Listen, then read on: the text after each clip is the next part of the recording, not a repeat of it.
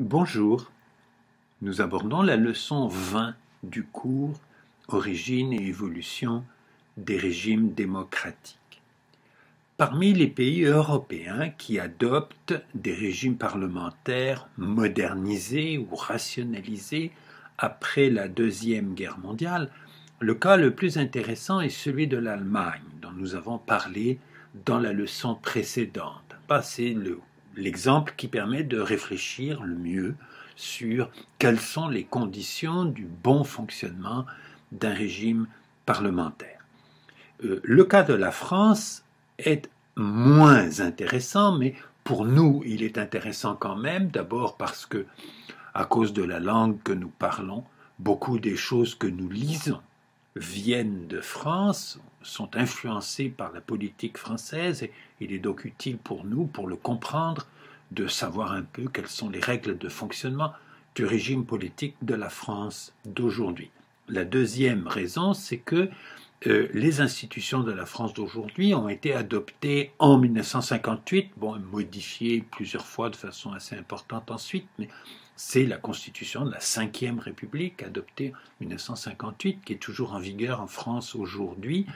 Et ce régime politique a eu une influence assez grande dans le monde après 1958. Il y a beaucoup de pays qui ont adopté des régimes politiques ressemblant à celui-là.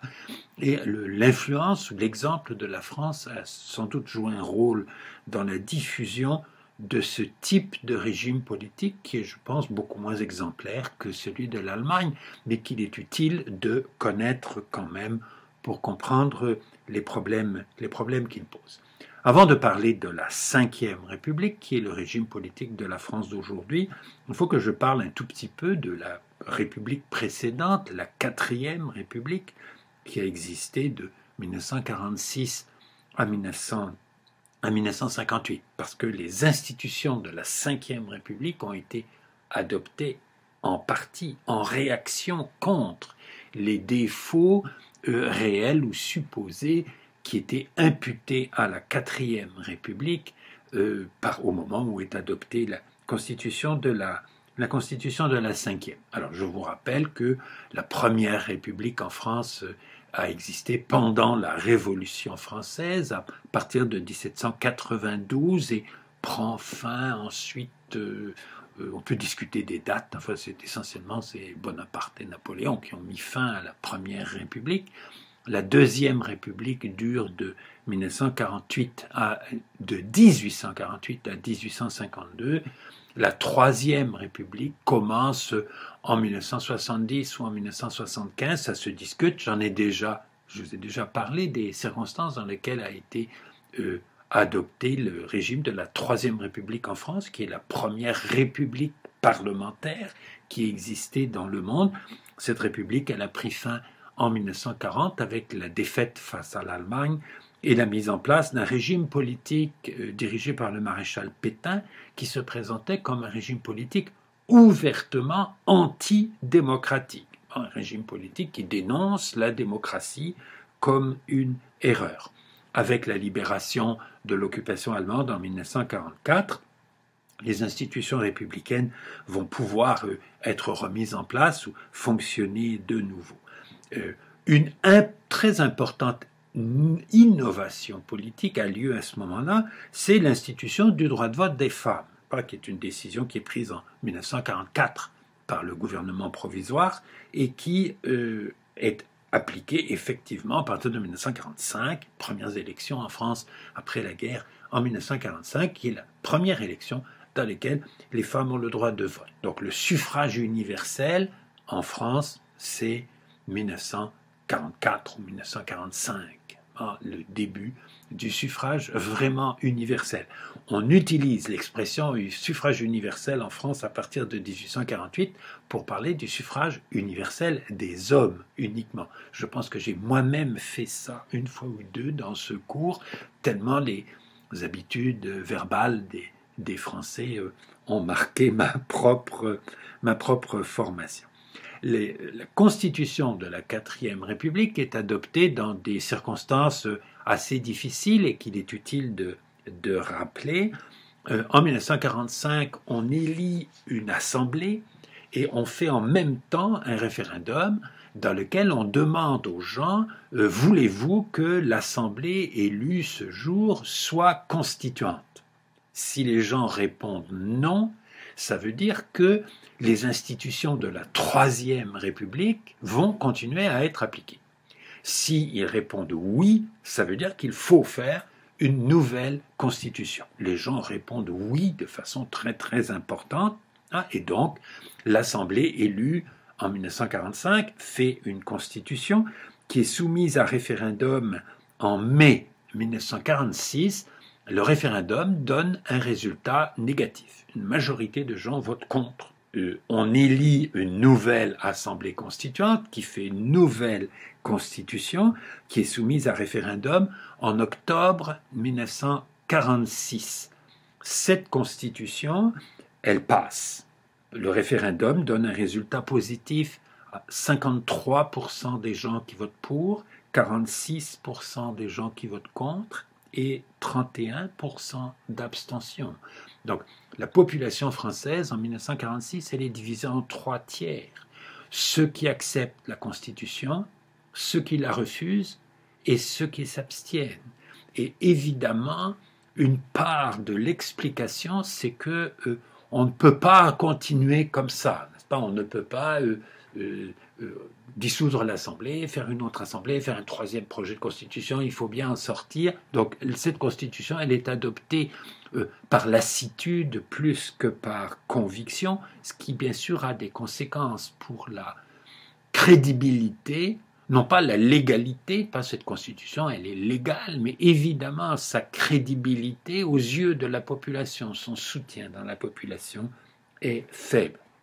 Cette constitution, elle crée un régime parlementaire avec il y a un parlement formé d'une Assemblée nationale et d'un Sénat qu'on appelle le Conseil de la République. Mais les membres du Conseil de la République, on les appelle quand même des sénateurs, hein. Donc ça reste un Sénat. Et ces deux assemblées, surtout l'Assemblée nationale, celle qui est élue directement par la population, a des pouvoirs très très importants, et ce régime politique va fonctionner de façon un peu chaotique ou un peu instable, avec des gouvernements qui sont renversés par l'Assemblée régulièrement. On ne fait pas de nouvelles élections dans la population à chaque fois, on fait une nouvelle coalition dans le Parlement. Le gouvernement qui a duré le plus longtemps, entre 1946 et 1958, a duré 1 an et demi. Beaucoup ont duré seulement quelques jours. Quand un gouvernement est renversé, il y a une crise ministérielle, on essaie de faire une nouvelle coalition. Ça dure parfois pendant 1 mois ou 2, peut-être davantage. Le pays n'est pas sans gouvernement dans ces périodes-là, n'est-ce pas? L'ancien gouvernement continue à faire ce que l'on appelle expédier les affaires courantes. Cette instabilité, elle est due en partie à la représentation proportionnelle. À partir de 1945, les assemblées en France sont élues à la représentation proportionnelle avec des petits changements dans les règles électorales en cours de route entre 1945 et 1958. Il est inutile d'entrer dans ce genre de détails. Cette représentation proportionnelle, elle est appliquée dans les départements. Certains départements peu peuplés ont 2 ou 3 élus. Certains départements très peuplés en ont 25 ou 30. Et donc, il est possible pour un grand nombre de partis politiques d'avoir des élus. Et en réalité, il y a 6 grands partis politiques, la plupart du temps, dans l'Assemblée nationale de la 4e République. Et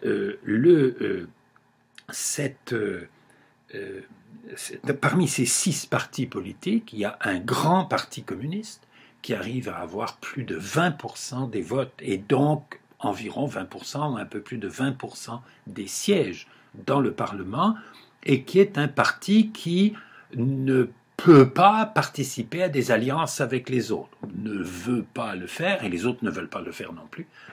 Donc les majorités doivent être trouvées dans le reste de l'Assemblée. Si vous voulez, l'opposition a une prime automatique de plus de 20% des députés. C'est évidemment plus difficile de faire des coalitions dans une situation comme celle-là. C'est une situation qui ressemble un peu à celle de la République de Weimar, qui avait elle aussi un parti communiste important. Dans le Reichstag, parti communiste qui était un peu moins important que le parti communiste en France d'ailleurs, sous la quatrième République. Cette instabilité, elle n'est pas due seulement, ni même peut-être principalement, à la représentation proportionnelle, elle est due au grand nombre d'enjeux qui divisent la société française à cette époque-là. En fin de compte, la quatrième République, avec ses gouvernements qui changent tout le temps, avec cette impression très frustrante pour les Français de l'époque, d'avoir un système politique qui fonctionne mal, cette quatrième République a fait toute une série de choses très remarquables dans la période où elle a fonctionné. Elle a reconstruit l'économie et les destructions de la guerre qui étaient très importantes en France. Elle a amorcé des politiques sociales beaucoup plus efficaces avec une médecine presque entièrement gratuite, avec des systèmes d'aide aux familles qui ont des enfants, etc. Vous avez des progrès économiques et sociaux très très importants qui sont faits. Cette quatrième République, elle fait aussi une politique étrangère très cohérente avec l'alliance avec les Américains, l'alliance atlantique, avec la perception qui est, je crois, réelle à l'époque, qu'il y a une menace soviétique en Europe et qu'il est important de faire une alliance entre les pays européens et les États-Unis pour empêcher cette menace de devenir trop dangereuse, avec la réconciliation avec l'Allemagne qui est très remarquable dans la période des années 50, le début de la construction européenne, ce qui est devenu l'Union européenne aujourd'hui, qui fonctionne assez mal aujourd'hui, mais qui a fonctionné très bien à la fin des années 50 et dans les années 60, qui a permis aux pays européens de faire des progrès considérables. J'aurai peut-être l'occasion d'y revenir. Donc, c'est les gouvernements de la quatrième République qui ont fait ça. Il y a une continuité de la politique dans l'apparence d'instabilité des gouvernements. Mais cette quatrième République a eu à faire face à d'autres problèmes qu'elle n'a pas su résoudre. Le problème d'une guerre d'indépendance en Indochine, enfin essentiellement au Vietnam, qui commence dès la fin de 1945 et qui va durer jusqu'en 1954, et la guerre d'indépendance de l'Algérie qui commence en 1954. La France a encore un empire colonial. La gestion du problème de la décolonisation a été très mal faite, alors que les autres domaines de décision politique, pas les politiques économiques, les politiques sociales, l'autre politique étrangère, la politique de sécurité du pays en Europe et la politique de coopération avec les voisins en Europe, tout ça finalement a été très bien fait. Les problèmes coloniaux, c'était le problème de trop. Quand je vous ai parlé de Condorcet, des paradoxes de Condorcet, n'est-ce pas, je vous ai expliqué que pour qu'un système fonctionnant avec des élections donne des résultats cohérents, il faut que les enjeux politiques dans la société, que les systèmes de préférence soient transitifs. Vous vous souvenez quand je vous ai expliqué ça. Et s'il y a plusieurs enjeux politiques qui ne se superposent pas que l'on n'arrive pas à concilier entre eux, la politique sociale et la politique économique, la politique sociale et la politique étrangère en Europe étaient quelque chose qui permettait d'organiser la gauche et la droite, d'organiser des coalitions entre les partis politiques, etc., qui étaient cohérents, qui étaient capables de faire une continuité dans la gestion des problèmes. C'est les problèmes coloniaux qui étaient l'enjeu de trop, qui divisaient tous les partis politiques et qui créaient une incohérence dans le système de décision. Et c'est effectivement la guerre coloniale en Algérie qui va provoquer l'effondrement de ce régime politique en 1958. Alors j'essaie de ne pas vous raconter trop en détail comment ça s'est passé.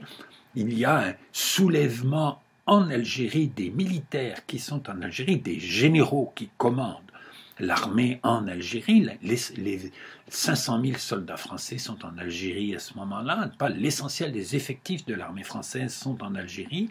Les jeunes gens qui font leur service militaire sont en Algérie pour contrôler le territoire ou réprimer la population qui se révolte. Les militaires en Algérie et un certain nombre de civils français vivant en Algérie déclenchent une insurrection en mai 1958 qui se mettent à refuser d'obéir au gouvernement de Paris, à exiger du gouvernement de Paris qu'il fasse une politique différente en Algérie.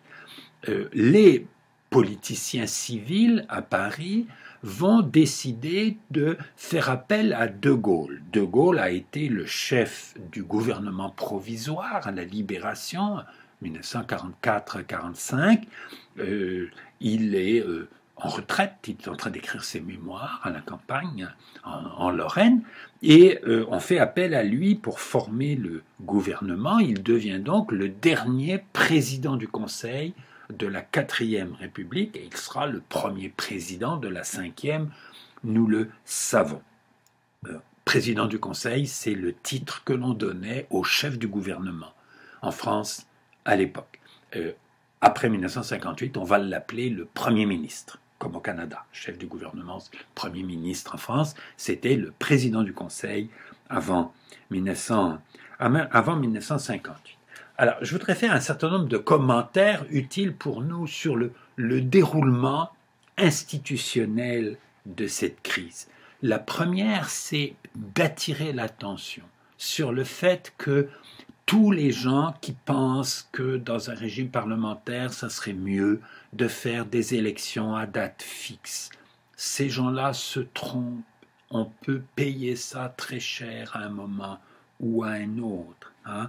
Ou l'idée qu'un ministre doit être un député. De Gaulle n'est pas député, évidemment, en 1958. Je pense que la décision des politiciens qui lui demandent de former le gouvernement est une décision sage, que le seul homme en France à ce moment-là qui est capable de rétablir la discipline de l'armée en Algérie. De Gaulle n'a pas été mis au pouvoir par un coup d'État militaire.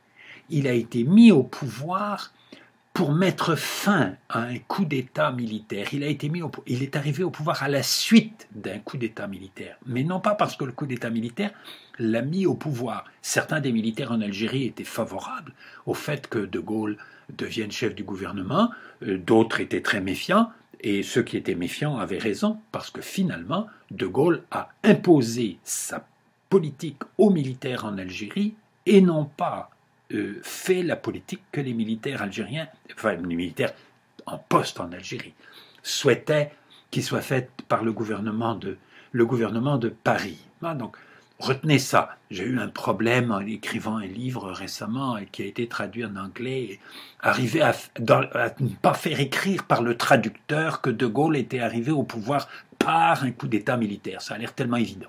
Que c'est un militaire à la retraite, et il y a un coup d'État militaire et il arrive au pouvoir. Ce n'est pas le coup d'État militaire qui l'a mis au pouvoir, ce sont les dirigeants légaux de la République qui ont fait appel à lui pour former le gouvernement. Et évidemment, on ne pouvait pas lui demander d'abord de se faire élire comme député avec une élection partielle dans une circonscription, d'autant plus qu'il n'y avait même pas d'élection partielle. Avec un système proportionnel, on ne peut pas faire d'élection partielle. Il n'y a pas de circonscription uninominale dans laquelle on peut faire une élection partielle. Donc l'idée qu'un chef de gouvernement, ça doit être un député, qu'un ministre, ça doit être un député, et l'idée qui est une idée traditionnelle au Canada, et l'idée qui n'est pas traditionnel au Canada, mais que beaucoup de gens défendent et que certains acceptent de plus en plus, je pense que c'est une erreur, l'idée qu'il faut faire des lois pour des élections à date fixe. Si les Français en 1958 avaient eu une loi sur les élections à date fixe, ça aurait juste rendu plus difficile d'éviter une guerre civile. L'insurrection des militaires algériens représentait un risque grave de guerre civile. Ce risque de guerre civile, il a été évité en demandant à De Gaulle de devenir chef du gouvernement. L'autre chose que montre ce qui s'est passé en 1958, c'est l'utilité d'avoir un chef d'État, un président de la République en France à l'époque, qui n'est pas le chef du gouvernement, qui n'est pas le principal décideur politique. Le président de la République en 1958 s'appelait M. René Coty. C'était un homme qui avait très peu de pouvoir, qui avait très peu d'importance dans les décisions politiques. Mais face à la situation de crise, il a rencontré les principaux dirigeants des principaux partis politiques, pas tous, mais il arrivait à avoir un grand nombre de gens dans le Parlement qui étaient prêts à se mettre d'accord avec lui. Et il a fait un discours dans lequel il a annoncé qu'il allait demander au général de Gaulle, il a employé une expression, il a dit le plus illustre des Français, de former le gouvernement, et il a annoncé aux députés que s'il refusait de voter la confiance au général de Gaulle comme chef du gouvernement, il allait lui démissionner, aggravant donc la crise institutionnelle déclenchée par le coup d'État en Algérie. Donc l'utilité d'un chef d'État qui normalement ne gouverne pas, mais qui en situation de crise peut tout d'un coup être celui qui réunit les principaux décideurs politiques. Coty n'est pas du tout celui qui a imposé le général de Gaulle à l'Assemblée. Mais pour persuader l'Assemblée d'accepter de Gaulle comme chef du gouvernement, il était commode pour les politiciens, les membres de l'Assemblée, les élus qui souhaitaient cette solution, c'était commode de pouvoir, se réunir autour du chef de l'État, n'est-ce pas, d'utiliser le chef de l'État pour procéder à ce type de changement. Le troisième commentaire que je veux faire sur ce qui s'est passé en 1958, c'est que ce changement cet apparent bouleversement, n'est-ce pas, des institutions, avec une menace de coup d'État militaire, l'appel à un homme politique, qui n'était pas du tout un homme politique ordinaire, pour résoudre la crise, que de Gaulle et son entourage ont fait très attention à faire les choses légalement en 1958. Il n'y a pas de rupture de continuité légale. De Gaulle a demandé au Parlement de voter une modification de la procédure de révision écrite dans la Constitution de 1946, qui supposait que pour réformer la Constitution, il faut un vote du Parlement sur le projet de révision constitutionnelle. De Gaulle a demandé à l'Assemblée de modifier cette règle pour que une nouvelle constitution puisse être adoptée seulement par référendum et qui serait donc légalement une simple révision de la Constitution de 1946. L'Assemblée a accepté cela en mettant un certain nombre de conditions, d'ailleurs, dont deux méritent d'être soulignées, que la nouvelle Constitution devait respecter le principe du suffrage universel, ce qui est quand même élémentaire, et aussi que la nouvelle Constitution devait respecter le principe que le gouvernement soit responsable devant l'Assemblée. Donc l'Assemblée peut continuer à renverser le gouvernement, ce qui reste vrai en France jusqu'à aujourd'hui, même si, nous le verrons, ça a été appliqué de façon très très différente de la façon dont ça s'applique normalement dans un régime parlementaire. Donc la Constitution de la Ve République a été adoptée légalement selon les règles de la Constitution de la Quatrième République. Il y a une grande sagesse dans le fait de faire ça, sagesse, nous allons le voir à l'instant, qui n'a pas été respectée du tout, respectée tout le temps par le nouveau régime établi en 1958. La Constitution de 1958 est soumise donc à la population par un référendum qui a lieu en septembre 1958 et qui donne 80% de votes favorables à la nouvelle Constitution et 20% qui sont opposés et 15% d'abstention. La différence est tellement grande par rapport aux institutions de la Quatrième République. La Cinquième République commence avec, je dirais, une légitimité populaire beaucoup plus forte que la Quatrième, ce qui ne veut pas dire forcément que c'était des institutions beaucoup mieux faite. Je vais vous le montrer maintenant. Donc, le régime mis en place par la Constitution de 1958 est souvent qualifié de semi-présidentiel. C'est une expression qui ne veut pas dire grand-chose.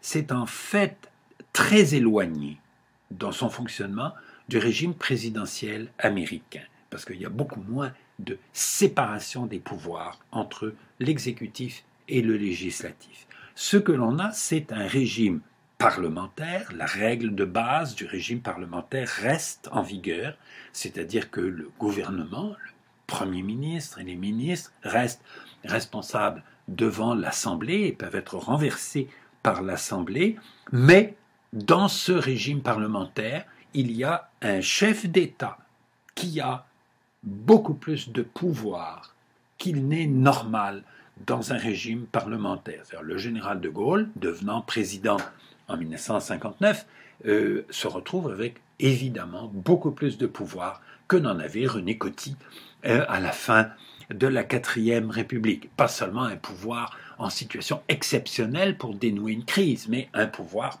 permanent. Le véritable chef du gouvernement, c'est lui. Ce régime politique, il a peu de précédents. Il a eu, MacMahon avait essayé de faire ça au début de la 3e République, il n'y était pas arrivé. C'est comme ça que la France a inventé le régime parlementaire républicain. L'autre régime politique qui ressemblait un peu à ça, c'est le régime de la République de Weimar en Allemagne avant 1933, ce qui n'est pas tellement un précédent recommandable. Le président qui est élu au début de 1959 est élu, il n'est pas élu par l'ensemble de la population, il n'est pas élu seulement non plus par les députés et les sénateurs. Sous la 4e République, le chef de l'État, le président de la République, était élu par une assemblée où on réunissait ensemble les députés et les sénateurs. Là maintenant, le président de la République, il est élu par environ 80 000 personnes qui sont eux-mêmes des élus, c'est-à-dire les députés, les sénateurs, les maires des villes, certains conseillers municipaux dans les villes très peuplées pour qu'elles aient plus de votes, les conseillers généraux qui sont des élus dans les assemblées départementales. Enfin, il y a 80 000 personnes qui ont le droit de vote pour élire le président. En 1962, De Gaulle va décider que pour qu'il ait lui-même et ses successeurs beaucoup de pouvoir dans le système, pour que le système ne redevienne pas un système parlementaire normal, il faut que le président soit élu différemment, qu'il soit élu par l'ensemble de la population. Et que lui-même, il a une autorité personnelle qui lui permet d'imposer sa volonté. Sans doute, ses successeurs, c'est pas sûr du tout qu'ils vont pouvoir le faire. Et donc, dès que la guerre d'Algérie est terminée, de 58 à 62, aucun politicien élu en France ne veut contester le pouvoir de Gaulle parce qu'il pense qu'il est indispensable pour mettre fin à la guerre d'Algérie. Et je crois que c'était vrai. La guerre d'Algérie se termine début juillet 1962, et immédiatement après, De Gaulle lance la grande réforme de sa constitution de 1958 pour que, à l'avenir, le président de la République soit élu par l'ensemble de la population. Il n'est pas inutile de noter que cette révision constitutionnelle a été faite sans respecter la procédure de révision constitutionnelle qui était écrite dans la Constitution de 1958. La Constitution de 1958 a été adoptée légalement, selon les règles de la 4e, mais la révision constitutionnelle de 1962 n'a pas été faite légalement, conformément à la procédure écrite dans la Constitution de 1958. Il y a un référendum, ce référendum donne une majorité importante en faveur de la révision voulue par De Gaulle, et donc à partir de toutes les élections présidentielles de la Ve République, la première qui aura lieu ensuite aura lieu en 1965, où De Gaulle sera candidat et sera élu, ces élections seront faites dans l'ensemble de la population. Une autre modification a été faite au début des années 2000 pour que le mandat du président, qui était un mandat de 7 ans avant c'était le traditionnel, sous la Troisième, sous la Quatrième République, le mandat du président de la République était un mandat de 7 ans. Après, au début des années 2000, ça devient un mandat de 5 ans, une révision constitutionnelle pour faire cela, pour que la durée d'une assemblée législative et la durée d'un mandat présidentiel soit la même, et que l'élection législative ait lieu juste après l'élection du président pour que l'élection législative puisse donner une majorité au président nouvellement élu. Je reviendrai sur cette question très bientôt. Donc, presque toujours, le président de la République a eu une majorité qui était favorable à lui dans le Parlement. Il y a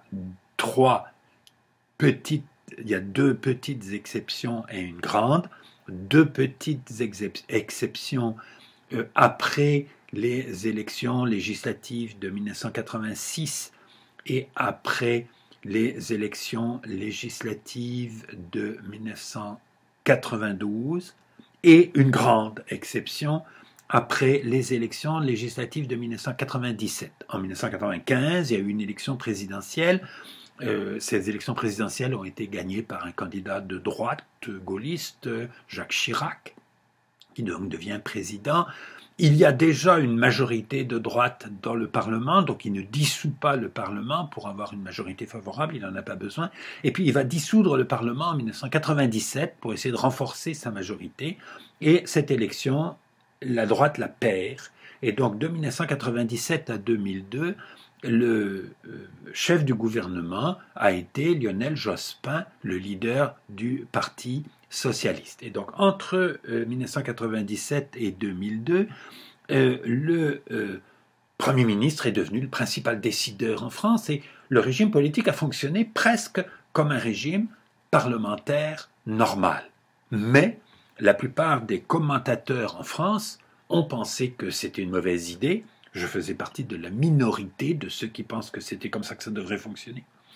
Et que c'était un bon système, la cohabitation. La cohabitation était considérée comme quelque chose de tout à fait regrettable, et c'est pour cette raison que, ensuite, a été modifiée la Constitution pour que le mandat présidentiel soit ramené à 5 ans et que les élections législatives aient lieu juste après. Alors, ça a eu une conséquence de dévalorisation du Parlement tout à fait extraordinaire, parce que on élit un président, donc on a eu un président élu en 2002, et puis ensuite en 2007, en 2012, en 2017, on va en avoir un autre en 2022. À chaque fois, il y a une élection législative qui vient juste après. Il n'y a pas besoin de faire une dissolution. Le mandat de l'Assemblée législative est de 5 ans, et donc il arrive à échéance juste après le mandat du président. Alors ça donne une élection présidentielle avec une participation très importante. Les gens pensent que c'est une élection très importante. Et puis, 2 mois après, on leur demande de revoter pour une élection législative. Et ils sont face à ce dilemme. Est-ce qu'on donne une majorité au président qu'on vient d'élire? Mais pourquoi revoter pour redire la même chose? Ou bien, est-ce qu'après avoir élu un président, on élit une assemblée qui s'oppose au président pour paralyser le système? Dans les deux cas, dans le premier cas, ça semble inutile, dans le deuxième cas, ça semble nuisible. Et donc, vous avez des élections présidentielles avec des participations électorales normales de plus de 80%, des gens qui ont le droit de vote, et puis vous avez ensuite une élection législative qui n'intéresse personne, avec une participation qui diminue beaucoup, et donc, évidemment, une baisse de l'importance politique du Parlement dans ce système. Et le système politique de la Ve République a évolué régulièrement depuis 1962 dans le système, n'est-ce pas, d'avoir un Parlement qui a de moins en moins d'importance dans le système de décision. Je vais revenir plus tard là-dessus, sur l'évolution du régime. Par ailleurs, les institutions de la Ve République sont des institutions assez bien faites et les constituants de 1958, connaissent l'expérience de l'Allemagne depuis 1949 et se rendent bien compte que les règles qui ont été adoptées en Allemagne permettent un fonctionnement régulier, efficace des systèmes parlementaires. Et ils vont, de façon un petit peu différente, essayer d'obtenir le même genre de résultat. Alors d'abord, ils vont faire un état de droit renforcé. Il y a dans la Constitution de 1958 un Conseil constitutionnel, c'est-à-dire un tribunal constitué de façon un petit peu étrange pour un tribunal. On retrouve des politiciens dans ce tribunal, mais c'est un tribunal qui a le droit d'annuler une loi comme contraire à la Constitution. C'est la première fois qu'on fait ça en France. Aux États-Unis, ça semble normal. Au Canada, aujourd'hui, ça semble normal aussi qu'il y ait une Cour suprême qui peut annuler une loi qui a été décidée par qui a été adoptée par la Chambre des communes. En France, ça n'a jamais existé avant 1958. Ça existe, comme ça existe en Allemagne à partir de 1949, je vous l'ai déjà dit. En France, ça existe à partir de 1958 sous une forme très modeste. C'est-à-dire que ce tribunal, le Conseil constitutionnel, ne peut être saisi pendant longtemps que par 4 personnes. Oui. Le président de la République, le Premier ministre, le président de l'Assemblée nationale et le président du Sénat. Depuis 1974, il peut être saisi aussi par une pétition de 60 députés. Et c'est seulement depuis 2008 que, dans le cadre d'une procédure judiciaire, un citoyen qui a un problème avec un tribunal peut invoquer l'inconstitutionnalité de la loi qu'on lui oppose et que donc ça pourrait se mettre à ressembler au pouvoir de la Cour suprême aux États-Unis ou au pouvoir de la Cour suprême au Canada. Mais en fait, pendant très longtemps, c'était beaucoup plus limité que les pouvoirs de ces deux cours suprêmes. N'empêche que l'évolution vers un état de droit plus institutionnalisé, plus codifié, est une des caractéristiques de la Constitution de 1958. La deuxième caractéristique de cela, c'est de faire un système dans lequel c'est plus difficile pour le Parlement de renverser le gouvernement. Je vous ai parlé, quand je parlais de l'Allemagne, de la motion de censure constructive. Vous vous souvenez de ça? Pour renverser un chancelier en Allemagne, il faut élire son remplaçant. Il faut donc, pour qu'une majorité renverse un gouvernement en Allemagne, il faut qu'elle fasse la démonstration qu'elle est capable de le remplacer. Il ne faut pas que des oppositions multiples et incapables de s'entendre entre elles renversent régulièrement des gouvernements, comme c'était le cas en Allemagne avant 1933, comme c'est le cas en France sous la 4e République. La France de la 4e République a des problèmes qui ressemblent à ceux de l'Allemagne d'avant 1933. Donc, le gouvernement, il peut être renversé par une motion de censure, c'est comme ça que ça s'appelle en France, qui est demandée par une pétition d'au moins un dixième des députés et qui doit être votée dans les 48 heures après le dépôt par la majorité des membres de l'Assemblée nationale, après le dépôt de cette motion. Et alors, ce qui est unique, remarquable, toujours critiqué en France, mais je pense logique, le gouvernement peut engager sa responsabilité sur un projet de loi. Le gouvernement, il propose ses projets de loi à l'Assemblée les vote ou ne les vote pas. S'il ne les vote pas, ça l'ennuie, le gouvernement, mais ça ne le renverse pas. En revanche, si le gouvernement veut forcer l'Assemblée à voter un projet de loi, il dit que sa responsabilité est engagée sur ce projet de loi. Et si aucune motion de censure n'est déposée donc par un dixième des députés, dans les 24 heures qui suivent, le projet de loi est adopté et devient loi. Donc il y a des lois en France qui sont adoptées sans que l'Assemblée ait voté pour. Il suffit qu'elle ne vote pas contre. Il suffit que soit il n'y ait pas un dixième des députés qui propose une motion de censure, soit que cette motion de censure échoue. Alors, c'est le fameux article 49.3 de la Constitution de 1958 qui permet ce genre de choses. Alors, des gouvernements invoquent de temps en temps l'article 49.3 pour obliger l'Assemblée à voter leur projet de loi. L'opposition crie au scandale et à la dictature. Dans une législature suivante, lorsque l'opposition est devenue majoritaire, elle utilise à son tour cette procédure prévue par l'article 49.3. J'ai tendance à penser que c'est une règle logique dans un régime parlementaire, c'est-à-dire que l'Assemblée, ou bien elle doit accepter les projets de loi du gouvernement, ou bien elle doit changer de gouvernement.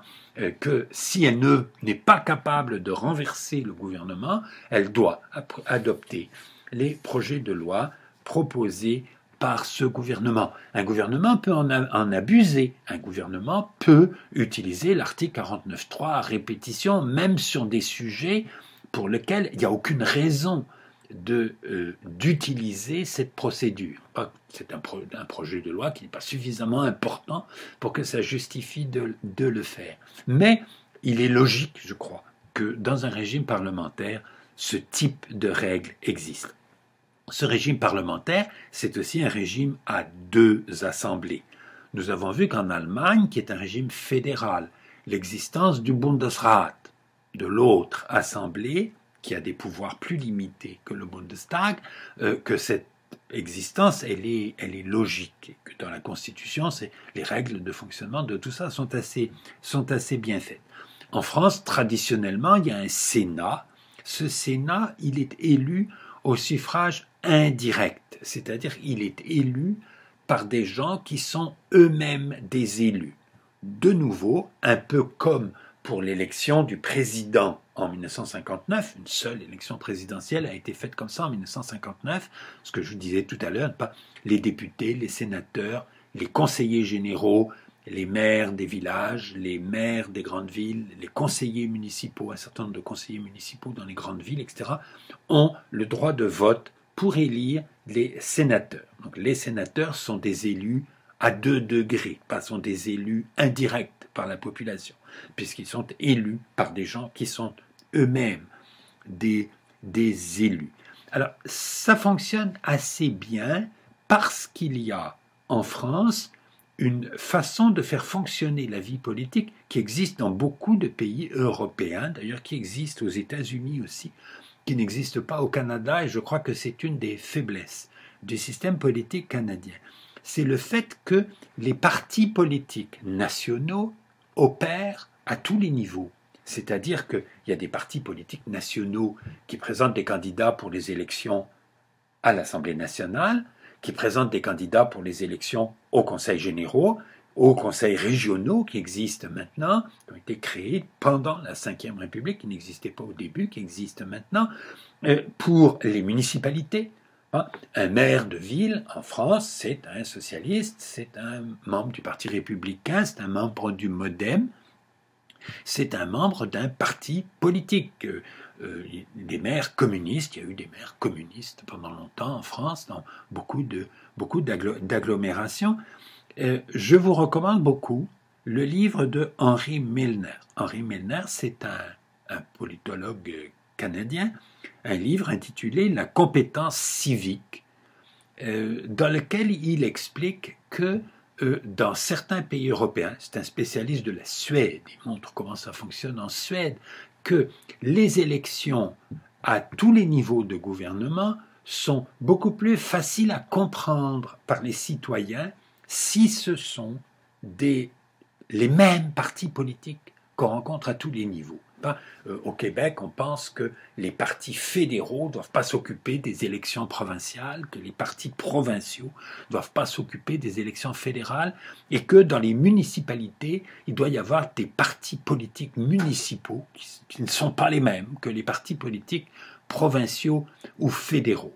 Et que si un parti politique à un des niveaux de gouvernement se met à s'occuper des élections à un autre niveau de gouvernement, en fait ils le font tout le temps, mais ils le font par en dessous, le faire officiellement, ça serait une atteinte aux règles, au bon fonctionnement du régime politique. Ce que montre Milner dans ce livre, je suis persuadé qu'il a raison, c'est que c'est évidemment une faiblesse de nos institutions politiques que pour que les électeurs sachent comment se déterminer lors d'une élection, il est bon que les étiquettes politiques, les appellations des partis, que tout ça soit cohérent, soit permanent. Il ne faut pas avoir des partis politiques qui changent de nom tout le temps, ça les Français le font, mais ils ont des élections municipales qui opposent des candidats qui appartiennent aux grands partis politiques, ils ont des élections aux conseils généraux et ils ont des élections sénatoriales, évidemment, qui fonctionnent selon le même principe. Donc tout cela donne un Sénat dont la composition est logique par rapport au fonctionnement de la vie politique. On retrouve les mêmes partis politiques que dans l'Assemblée nationale, mais comme ils sont élus indirectement, ils ont été élus par les gens qui avaient été élus avant eux, n'est-ce pas? Donc très souvent, ils sont ils représentent les opinions dominantes 5 ans plus tôt, 10 ans plus tôt, dans la population française. Il y a un effet de conservatisme idéologique. Si vous voulez, dans le mode d'élection du Sénat, les sénateurs sont élus pour 6 ans, le Sénat est renouvelé tous les 3 ans, par moitié, on change les sénateurs, change la moitié des sénateurs tous les 3 ans. Donc les majorités au Sénat sont souvent différentes des majorités à l'Assemblée nationale, et ça ne bloque pas le système, parce que le Sénat vote sur tous les projets de loi de l'Assemblée nationale. La procédure normale, c'est qu'une loi, pour être adoptée, doit être votée par les 2 assemblées, mais si le Sénat bloque une loi adoptée par la majorité de l'Assemblée nationale, le gouvernement peut décider de faire revoter l'Assemblée nationale, et à ce moment-là, le projet de loi est adopté, même malgré l'opposition du Sénat. C'est une règle qui est logique dans un régime parlementaire. Dans un régime parlementaire, il ne faut pas que le gouvernement soit responsable devant 2 assemblées qui peuvent avoir des majorités différentes parce qu'elles ne sont pas élues de la même façon. Si elles sont élues en même temps de la même façon, ça n'a pas d'utilité d'avoir 2 assemblées. Si on a 2 assemblées qui ne sont pas élues de la même façon, et qui ne sont pas élues en même temps, ce qui est le cas du Sénat par rapport à l'Assemblée nationale en France, il ne faut pas que l'autre assemblée puisse renverser le gouvernement ou bloquer la politique du gouvernement. En fait, les constituants de 1958 se méfiaient beaucoup de l'Assemblée nationale et voulaient pouvoir utiliser le Sénat pour bloquer l'Assemblée nationale. En fait, ils n'en ont jamais eu besoin. Les gouvernements en France, depuis 1958, ont toujours eu une majorité à l'Assemblée nationale. Il y a eu un seul gouvernement qui a été renversé par un vote de l'Assemblée nationale. C'est le premier gouvernement de M. Pompidou en 1962, lorsqu'a été faite la révision constitutionnelle pour que le président de la République soit élu au suffrage universel. Une majorité de députés se sont opposés à cette réforme, peut-être parce que ça diminuait leur pouvoir, et avec l'argument juste, je crois, que cette réforme était faite avec une procédure qui violait les règles de la Constitution de 1958. Et le gouvernement, le Parlement ne pouvait pas renverser le président de la République, mais il pouvait renverser le Premier ministre. Et le Premier ministre a été renversé à ce moment-là. C'est le seul Premier ministre en France depuis 1958 qui a été renversé par un vote du Parlement. Et donc les gouvernements, les présidents de la République n'ont jamais eu de problème avec une assemblée qui bloque leur politique. Ils ont eu plus souvent une opposition au Sénat. Mais l'opposition du Sénat, il était facile à surmonter en faisant revoter l'Assemblée nationale. En 1958 a été adopté aussi un nouveau mode de scrutin, qui était un mode de scrutin ancien en France, c'est un scrutin majoritaire à 2 tours. Et toutes les élections législatives en France depuis 1958, toutes les élections législatives de la Ve République ont été faites avec ce mode de scrutin. Il y a des circonscriptions uninominales comme au Canada, et on vote. Si un candidat a la majorité des votes, il est élu. Dans la plupart des circonscriptions, ça n'arrive pas.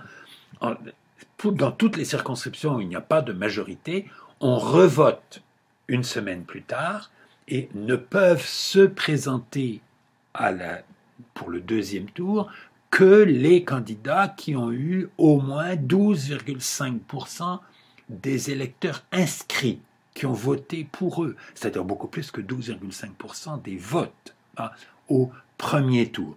Donc ce sont des règles qui sont beaucoup mieux faites que sous la Troisième République. Sous la Troisième République, je vous l'ai déjà dit, le vote était déjà un vote uninominal à 2 tours, mais avec des règles qui permettaient des manœuvres beaucoup plus complexes. Là, c'est quelque chose qui fonctionne assez clairement.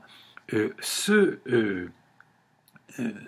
mode à 2 tours a été adopté en 1958 avec un argument très, très clair, c'est qu'il y avait des gens dans l'entourage du général de Gaulle qui pensaient que la représentation proportionnelle était une des causes principales de l'instabilité de la 4e République. Je vous ai dit ce qu'il faut en penser tout à l'heure, que c'est une cause, mais pas aussi grave qu'on le prétend, et qu'il fallait faire un mode de scrutin vraiment sérieux, là, comme en Angleterre, comme au Canada, comme aux États-Unis, un vote uninominal à un seul tour. Et ils se sont rendus compte très très vite que dans la situation de la France de 1958-59, où on sait qu'il y a 6 grands partis politiques, et que le plus grand des 6, celui qui a le plus de votes, c'est le Parti communiste. Et que donc, avec un scrutin uninominal à un seul tour, on risque d'avoir une majorité communiste au Parlement, pas avec un très grand nombre de circonscriptions ou avec 25% du vote ou 30% du vote. C'est le candidat communiste qui va passer contre 4 ou 5 adversaires plus faibles que lui. Et donc il ne faut pas faire ça, et c'est pour ça qu'il faut faire un système à 2 tours. Au deuxième tour, le candidat communiste, évidemment, il n'y a pas de transfert de vote en sa faveur. Pas les électeurs qui votaient pour un autre candidat, ils ne se reportent jamais sur le communiste, et donc au contraire, pas l'élection législative 1959 pour la première assemblée de la Ve République. Au contraire, le nombre de députés du Parti communiste s'effondre, avec les communistes bien sûr qui crient au scandale de ce mode de scrutin. Ce mode de scrutin a été utile je ne pense pas du tout qu'il soit idéal, mais il a été utile pour stabiliser les institutions de la Ve République, parce que il favorise les coalitions entre les partis. Il désavantage les partis extrémistes, c'est très facile à comprendre. Si vous êtes un parti qui a un voisin à sa gauche et un voisin à sa droite, si les voisins ont été éliminés parce qu'ils n'ont pas eu suffisamment de votes au premier tour, mais vous pouvez être candidat au deuxième tour. Au deuxième tour, vous allez bénéficier des transferts de vote des électeurs de votre voisin de droite et des électeurs de votre voisin de gauche. Si vous êtes le parti extrême à gauche ou le parti extrême à droite, vous ne pouvez avoir des transferts de vote que d'un côté. Vous en avez moins. En général, vous en avez très peu. Le scrutin majoritaire à 2 tours favorise les partis centristes, les partis modérés, au détriment des partis extrémistes. Ce qui est, je crois, un effet souhaitable dans une démocratie. Une démocratie ne peut pas être gouvernée raisonnablement par des extrémistes. Il faut que ce soit gouverné par des gens qui sont capables de faire des ententes avec des gens qui ne sont pas tout à fait d'accord, avec eux. Et donc, les partis politiques se sont habitués à faire des ententes permanentes entre eux. Le fait que les Français votent en ayant plus que 2 partis politiques et ne crée pas du tout d'incertitude avant les élections législatives, parce qu'ils savent quelles seront les alliances qui se feront. Ils savent, par exemple, que s'ils votent pour un député communiste, il y aura des députés communistes pendant longtemps en France. Si il y a une coalition de gauche, le Parti communiste sera l'allié du Parti socialiste dans une coalition qui sera dirigée par le Parti socialiste. Il y a le même phénomène entre les partis de centre-droit. Les gens savent, avant de voter, quelles sont les coalitions qui sont possibles et celles qui ne le sont pas, et votent en tenant compte de cela. Donc, ça n'a pas du tout pour conséquence de priver les électeurs de la possibilité de savoir comment voter. Donc, le vote à 2 tours a des avantages par rapport au vote uninominal à un seul tour, comme celui que nous appliquons au Canada. En même temps, je pense, j'ai déjà eu l'occasion de vous le dire, j'aurai l'occasion de le répéter, que le vote à préférence ordonnée, ou qu'on appelle parfois préférentiel, je vous en ai parlé à la leçon 15, c'est beaucoup mieux que le vote à 2 tours. C'est beaucoup mieux parce qu'on peut voter une seule fois, et ça a les mêmes effets de défavoriser les partis radicaux, de favoriser les partis qui sont capables de faire des ententes entre eux et de permettre aux électeurs de voter sans avoir besoin de voter stratégiquement, sans avoir besoin de se demander qui a des chances dans la circonscription où je suis. On peut voter sincèrement et naïvement si on vote avec un système de vote à préférence ordonnée. J'ai déjà eu l'occasion de vous dire cela, j'aurai l'occasion de le répéter. Donc le système à 2 tours, les Français ne savent pas que ça existe, le vote à préférence ordonnée. Ils pensent que c'est une invention. On m'a dit ça quand j'étais à l'université. C'est une espèce de lubie de britannique. Il y a des gens en Grande-Bretagne qui contestent le mode de scrutin et qui proposent ce truc bizarre, là, et qui d'ailleurs s'applique en Irlande. Quel drôle de pays. C'est vraiment la façon dont ça m'a été présenté quand j'étais étudiant en France, alors que le vote à préférence ordonnée me semble la façon de très loin la plus logique pour demander aux gens d'exprimer sincèrement et efficacement leurs opinions. Ce vote à 2 tours, il est utilisé aussi pour l'élection du président de la République. Alors là, le système est encore plus clair que pour les élections législatives. Pour pouvoir être candidat au 2e tour, il faut être membre, il faut être un des 2 arrivé en tête au 1er tour. Toutes les élections depuis 1965 ont été faites avec ce système et toutes ces élections ont eu 2 tours. Parfois, ça donne des résultats normaux, c'est-à-dire logiques, des résultats que les électeurs peuvent accepter comme des résultats normaux. En 1965, au 1er tour, De Gaulle, qui est candidat, président sortant, obtient 45% des votes au 1er tour. Son adversaire principal, Mitterrand, candidat de gauche, obtient 32% au 1er tour. Et au 2e tour, De Gaulle obtient 55% et Mitterrand 45%. Beaucoup de gens sont étonnés que Mitterrand ait pu faire un score aussi élevé. Mais tout le monde considère ce résultat comme complètement logique. Ce résultat, on le retrouve dans des élections plus récentes. Par exemple, en 2012, il y a un candidat de gauche très molle, dénommé Hollande, qui obtient 28% des votes au 1er tour. Sarkozy, candidat de droite et président sortant, obtient 27% au 1er tour. Au 2e tour, Hollande obtient 51,6% et Sarkozy 48,4%. C'est un résultat serré, ce qui est assez logique. Si les 2 partis politiques choisissent des candidats qui sont équilibrés dans leur soutien dans la population, il est normal qu'une élection faite selon ce système donne un résultat avec un écart pas très grand. L'écart de 1965 est important, 55% et 45%.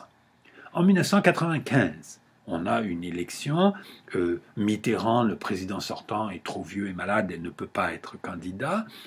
Il y a deux candidats qui arrivent en tête. L'homme qui arrive en tête, c'est Jospin, le candidat socialiste, avec 23% des votes. Chirac, le candidat de la droite, arrive avec 21%, il arrive en deuxième position. Au deuxième tour, c'est Chirac qui gagne. Chirac a eu moins de votes que Jospin au premier tour parce qu'il y avait un autre candidat de droite important qui lui a pris une partie de ses électeurs. Donc au deuxième tour, Chirac gagne, ce qui semblait probable à énormément de gens, avec 52,6% des votes, alors que Jospin obtient 47,4%. De nouveau, l'écart n'est pas très important. Il est un peu plus important qu'en 2012, il est moins important qu'en 1965. On est dans un monde normal, mais on n'est pas toujours dans un monde normal, où au contraire, le vote à deux tours a un effet tout à fait catastrophique pour le fonctionnement de la vie politique. En 2002, Chirac, qui a été élu en 1995, est de nouveau candidat. Et il obtient au premier tour 20% des votes. Donc un peu moins qu'au premier tour en 1995, ce qui est normal. Président en deuxième mandat, il est toujours un peu moins populaire qu'au premier, pas parce qu'il y a des gens qui ont eu des raisons de l'en vouloir, par tout ce qu'il a fait depuis 7 ans. L'homme qui arrive deuxième, c'est Le Pen, candidat d'extrême droite, avec 16,86%. Et Jospin, qui avait eu 23% en 1995, qui était devenu Premier ministre en 1997 et qui est Premier ministre sortant en 2002. Tout le monde pense que le deuxième tour sera entre Chirac et Jospin. Mais au premier tour, alors que Le Pen a obtenu 16,86% du vote, Jospin n'a obtenu que 16,18%. Il lui a manqué moins de 1% des votes pour arriver en deuxième position. Le résultat du deuxième tour, qui est vécu par les Français comme une espèce de catastrophe, c'est Chirac contre Le Pen. Chirac obtient 82% des votes. Jamais un président de la Ve République n'a été élu avec un score pareil, parce que son adversaire principal, qui est Le Pen, obtient 18% du vote, c'est-à-dire un peu plus d'un point de pourcentage de plus qu'au premier tour. Il n'y avait personne parmi les gens qui votaient pour les autres candidats qui était prêt à voter pour Le Pen, alors qu'il y avait un très grand nombre de gens qui votaient pour d'autres candidats de gauche. N'est-ce pas? Il y a 4 autres candidats de gauche en 2002 qui, à eux 4, ont 18% des votes. Et c'est ça qui a empêché Jospin d'arriver deuxième et de pouvoir compétitionner au deuxième tour. Donc avec un vote préférentiel, si on avait juste, au lieu de demander aux gens de voter 2 fois, on leur avait demandé « indiquez votre ordre de préférence entre ces différents candidats ». On aurait très bien vu que Le Pen, il a un certain nombre d'électeurs fidèles et personne d'autre qui veut de lui. Il aurait été en dernier sur tous les autres, pour tous les autres électeurs. Alors que Jospin, dès les premiers transferts de vote, en fonction des votes en faveur des candidats qui sont les plus faibles, Jospin aurait immédiatement dépassé Le Pen, et le résultat final, peut-être que Chirac aurait gagné, mais c'est même pas sûr. Jospin aurait pu gagner cette élection avec un vote à préférence ordonnée, et surtout, le résultat, au lieu d'avoir ce résultat absurde, pas de 82% des votes en faveur de Chirac, qui n'avait obtenu que 20% au premier tour, uniquement à cause de la bizarrerie d'avoir comme candidat au deuxième tour un candidat qui représente un parti perçu à l'époque en France, sans aucun doute, comme un parti extrémiste, comme un parti avec lequel aucun des autres ne veut s'entendre. En 2017, les élections de 2017 ont ressemblé un petit peu à ça, pas en moins grave. Macron, qui finira par être élu, a eu 24% des votes au premier tour. Le Pen, la fille de l'autre, mais qui porte le même nom, ce qui lui fait du tort, a eu 21%, c'est elle qui est arrivée deuxième. Le troisième, un candidat de droite traditionnelle, Fillon, a obtenu 20%. Et un candidat de gauche traditionnel aussi, Mélenchon, a obtenu 19%. Vous avez trois candidats, là, 21, 20, 19, qui sont en deuxième, troisième et quatrième position. Si le deuxième tour avait eu lieu entre Macron et Mélenchon, au deuxième tour, Macron a fait 66% et Le Pen 34%. Et là, le vote lepéniste passe de 21% à 34%. Il augmente entre les deux tours. Beaucoup de choses ont changé par rapport à 2002, où le vote en faveur du père, Le Pen, était complètement bloqué. Mais si Mélenchon s'était retrouvé face à Macron, il aurait fait plus que Le Pen. Et si Fillon s'était retrouvé face à Macron, il aurait fait beaucoup plus que Le Pen. On aurait eu un résultat presque équilibré, 48-52, 49-51, comme aux élections normales. Il est même possible que Fillon aurait pu gagner cette élection. On ne peut pas le savoir avec certitude. Et surtout, le deuxième tour aurait été beaucoup plus significatif. C'est-à-dire que là, on a un deuxième tour dans lequel on fait voter les gens alors que le résultat est absolument certain à l'avance. Il n'y a plus besoin de voter. On sait qu'est-ce que ça va donner. La décision est prise par l'ordre du deuxième et du troisième au premier tour. Pas que c'est ça l'enjeu d'une élection française. On a une élection qui s'en vient en 2022, le 10 et le 24 avril. Pas le premier tour sera le 10 avril, le deuxième tour le 24. Et de nouveau, on va avoir des écarts très faibles au premier tour entre les différents candidats et le résultat final de l'élection va dépendre de l'écart qui existe entre le deuxième et le troisième au premier tour. C'est ça qui fait la décision essentielle. Donc, le vote à deux tours, dans le cas de l'élection présidentielle en France, ça donne parfois un résultat logique, mais ça donne souvent, ça fait au moins une fois, presque deux, et ça fera probablement une troisième fois en 2022 où on va pouvoir observer le même phénomène. Alors, pourquoi la Ve République est-elle incontestablement beaucoup plus stable que la Quatrième? Ce n'est pas dû ni au rôle du président, ni au mode d'élection du président. L'élection présidentielle est devenue la cause principale d'instabilité politique en France. Les gouvernements sont plus souvent renversés par le président que renversés par l'Assemblée. Je vous ai dit, il y a eu un seul Premier ministre renversé par l'Assemblée depuis 1962, c'est Pompidou, en 1962.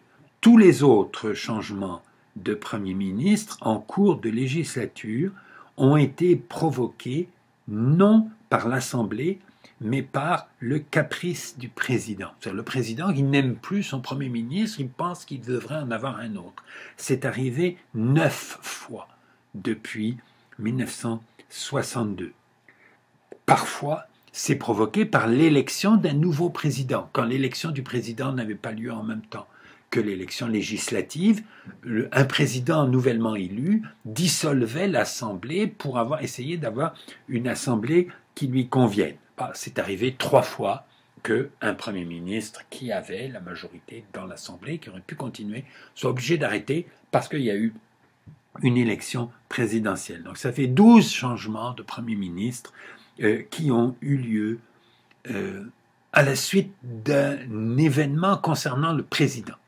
Alors qu'il n'y a eu que 9 changements à la suite d'une élection parlementaire. Ce qui est normal. On a une assemblée, il y a une majorité, il y a une nouvelle élection, l'élection donne une majorité différente et on a un changement de premier ministre. Donc, la stabilité, elle est due un peu au mode d'élection de l'Assemblée, où les 2 tours n'ont pas les effets hasardeux que ça donne dans le cas de l'élection présidentielle. C'est dû un peu aux règles de ce que j'ai appelé le parlementarisme rationalisé, notamment cet article 49.3 qui est critiqué tout le temps, mais qui, je pense, est une bonne règle dans un régime parlementaire. La stabilité de la Ve République, elle est due aussi, et sans doute principalement, aux changements qui ont lieu dans la société française après 1962. L'instabilité de la Quatrième République était due aux guerres coloniales et au fait que l'enjeu des guerres coloniales ne se coordonnait pas comme il faut avec les autres enjeux, les enjeux socio-économiques et les enjeux de politique étrangère en Europe, qui, eux, se coordonnaient convenablement entre eux, qui permettaient des gouvernements, il y a une continuité dans la conduite de la politique. C'est les guerres coloniales qui étaient le problème de trop pour les institutions de la Quatrième République. De la même façon que la Troisième République a fonctionné assez bien pendant longtemps, la Quatrième République aurait pu fonctionner assez bien pendant longtemps s'il n'y avait pas eu les guerres coloniales. Ce sont les guerres coloniales qui étaient le problème majeur de la Quatrième République.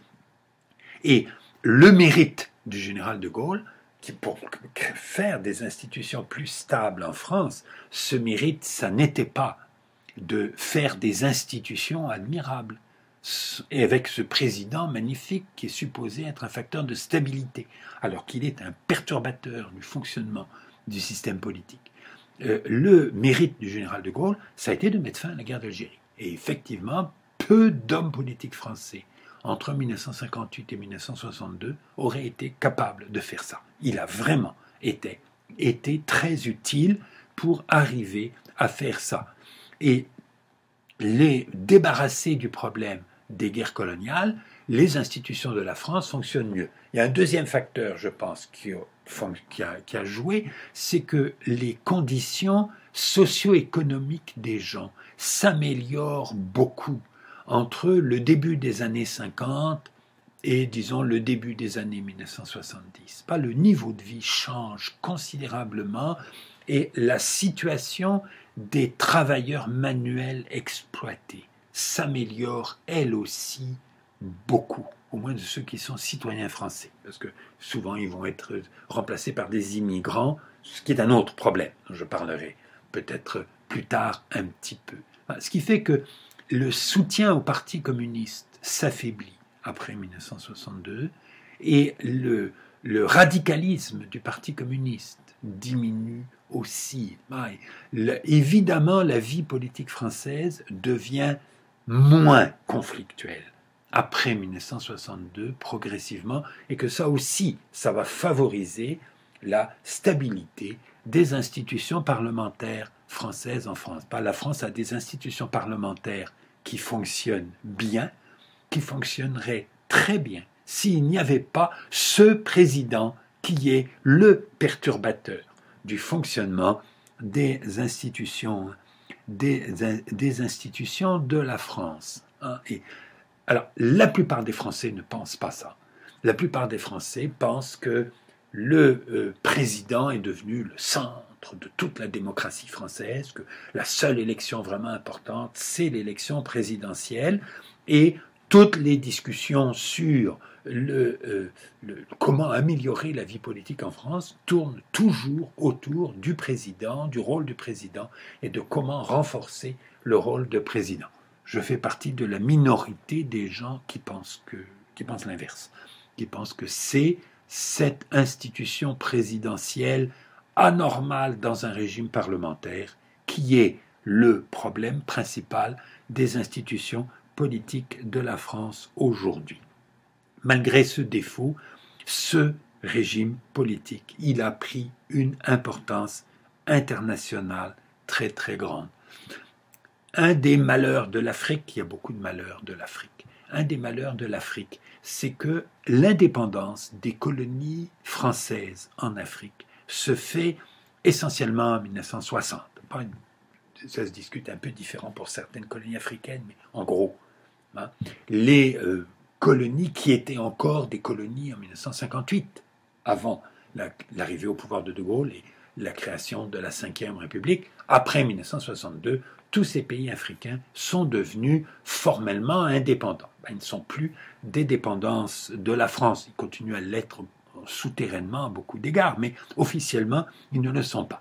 Et tous ces pays doivent adopter des nouvelles institutions, un fonctionnement de pays indépendants, et de façon qui était assez prévisible. Ils vont imiter le système français, avec un président qui a un rôle démesuré dans le fonctionnement du système politique. Il est arrivé aux pays d'Afrique un peu ce qui est arrivé aux pays d'Amérique latine quand ils deviennent indépendants. Quand les pays d'Amérique latine deviennent indépendants, le modèle de république indépendante qu'ils ont sous les yeux, c'est le système présidentiel américain. Et ils vont vouloir imiter le système présidentiel américain avec beaucoup d'inconvénients, sur lesquels j'ai déjà eu l'occasion d'attirer votre attention. Les colonies françaises en Afrique, quand elles deviennent indépendantes, elles ont le même malheur, pas de devenir indépendantes dans un contexte où elles croient, où les habitants de ces pays, les dirigeants de ces pays croient que le système français est quelque chose qui mérite d'être imité. Et ce système d'avoir un régime apparemment parlementaire, mais avec un président qui a beaucoup plus d'importance que ce qui est normal dans un régime parlementaire, on retrouve ça en Russie, on retrouve ça en Ukraine, on retrouve ça dans beaucoup des pays qui deviennent indépendants avec le démembrement de l'URSS. Alors, ça a été fait en partie par accident de la chronologie, je crois, dans le cas des pays africains. Ils deviennent indépendants au mauvais moment. Ils ont un mauvais exemple sous les yeux pour adopter leur nouvelle constitution. C'est aussi, je crois, l'idée qu'un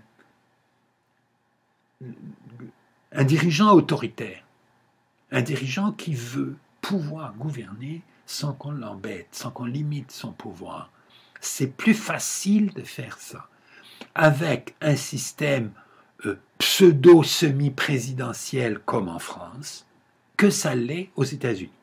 Dans un vrai régime présidentiel, le Congrès a une capacité de bloquer le président qui est très importante.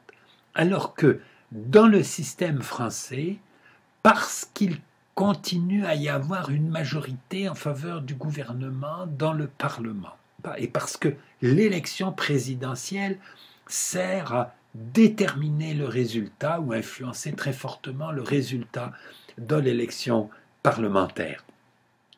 Un président français, aujourd'hui, est un homme qui a beaucoup plus de pouvoir qu'un président américain.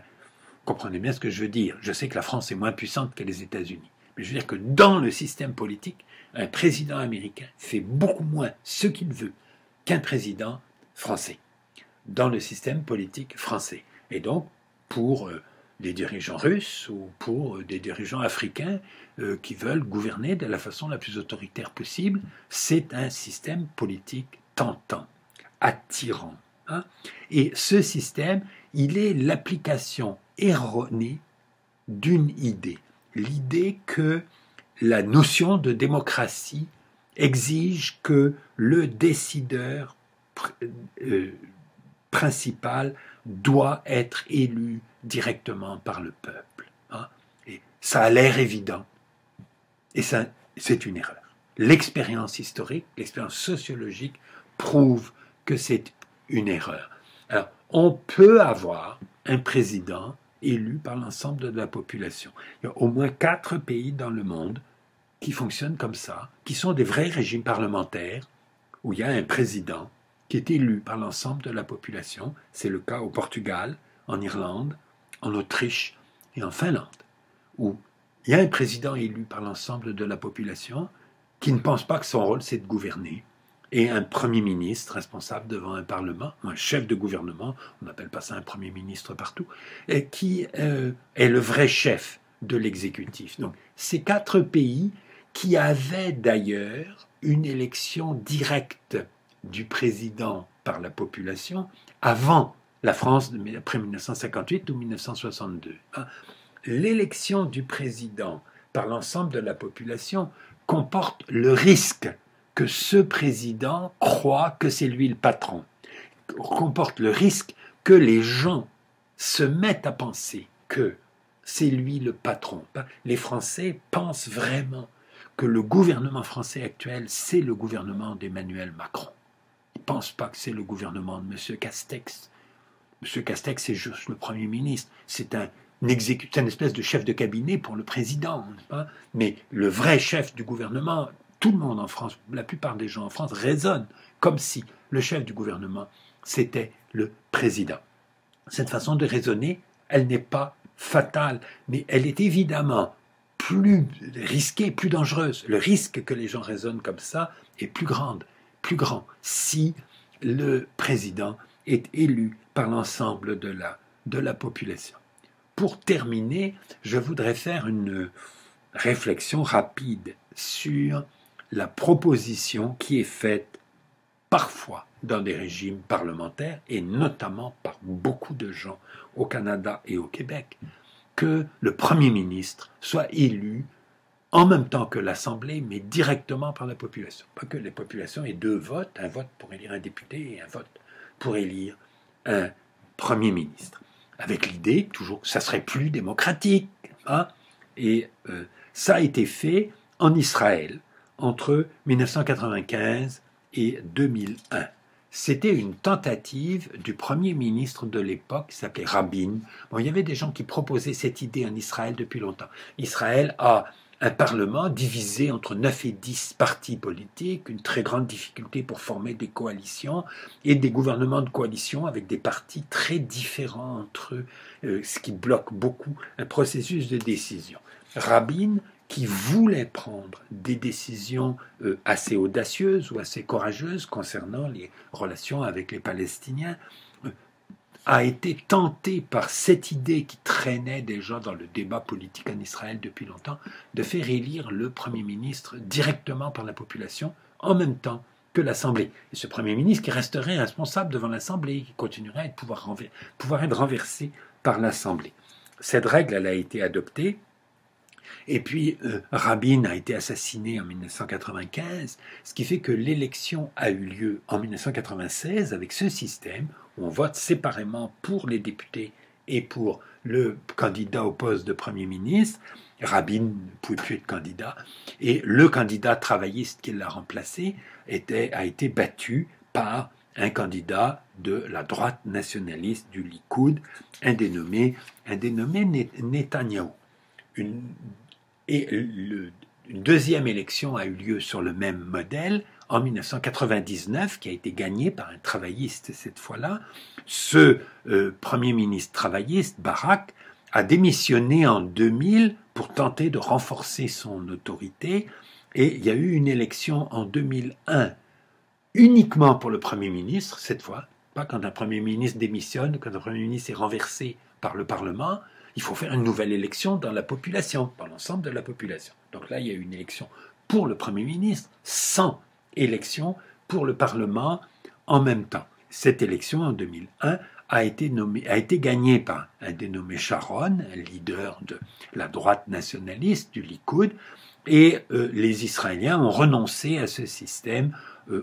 Aujourd'hui, en Israël, le système est de nouveau un système parlementaire normal dans ses règles, qui fonctionnent mal, mais c'est une autre question, dans lequel le chef du gouvernement, c'est l'homme qui est capable de former une coalition dans le Parlement. Il n'est pas élu séparément de ce Parlement. Alors, l'élection directe du Premier ministre, j'espère qu'on ne fera pas l'erreur d'adopter ce genre de règles au Québec ou au Canada. Ça n'a que des inconvénients, pour une raison que j'ai déjà énoncée devant vous. Dans un régime politique, le décideur le plus important est en même temps le décideur le plus dangereux, celui qui doit être surveillé, contrôlé le plus attentivement. Et ce n'est pas l'ensemble de la population qui peut faire ça. C'est le Parlement qui peut faire ça. Et c'est même les autres ministres du gouvernement. Si le gouvernement fonctionne vraiment comme un système de décision collégiale, ce que ça devrait être dans un régime parlementaire. Et un le décideur principal doit pouvoir être changé facilement. Les Français en 1958, ils pouvaient facilement persuader le Premier ministre en poste de démissionner, il était bien d'accord, pour être remplacé par cet homme, De Gaulle, qui n'était ni député, ni chef de parti, ni rien du tout, mais qui était celui qui pouvait prendre les décisions qui éviteraient la guerre civile en France. Ça valait la peine de le prendre comme Premier ministre. Pas où les Britanniques, au printemps 1940, qui se rendent compte que Chamberlain est complètement incapable de diriger la guerre contre l'Allemagne, qu'il faut prendre quelqu'un comme Premier ministre qui est capable de faire ça. Ils ont pris Churchill, c'était un assez bon choix. S'il avait fallu se dire « Ah oui, mais si on fait démissionner le président, c'est le vice-président qui le remplace. Est-ce qu'il faut d'abord changer le vice-président? Est-ce qu'il faut faire une élection partielle ?» S'il s'était posé tous ces problèmes-là, il n'y serait jamais arrivé. Il est très important dans un régime parlementaire de garder la possibilité de changer, de contrôler le chef et de changer facilement le chef. Pour ça, c'est pas une bonne idée d'avoir un chef qui est élu directement par la population. Le régime présidentiel classique a ce défaut d'avoir un chef qui est très difficile à changer si on a besoin de le faire. Mais c'est d'une forme moins dangereuse de renforcement du décideur central que cet hybride de régime parlementaire qui est celui des institutions de la Ve République en France. Je crois que les Français devraient changer ça. Il y a très peu de gens qui proposent de le changer autrement qu'en renforçant le pouvoir du président, c'est-à-dire en continuant à s'avancer dans la direction qui est la mauvaise direction. Voilà, je termine sur ce jugement pessimiste sur la vie politique de mon pays d'origine. Les élections vont avoir lieu bientôt en France. Peut-être que j'aurai l'occasion de reparler un tout petit peu avec vous du résultat que ça va donner. Je vous remercie de votre attention.